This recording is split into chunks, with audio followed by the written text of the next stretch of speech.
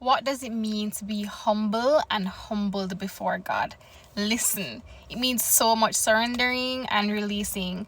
I've been learning this lesson, and it's one of the hardest things to practice. Since motherhood, I've been feeling hurt and offended by persons who I thought would have been there for me. And usually my initial response, and what it was before, was me being angry, wanting to get even, anxious, aggressive, which only, made me feel disappointed a whole lot in myself and more defeated, because I felt like the enemy has won and has power over me, pride.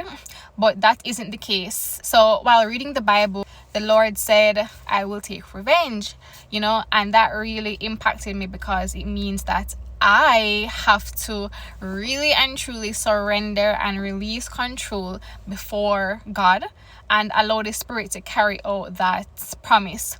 I have to really trust God, and it's also showed me that I need to forgive for my peace, and that I need to be kind and graceful towards them, because it's what I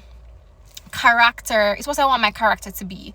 It means that I should really think about and do what God wants and commands, and not be shaken by what man thinks, do, or say.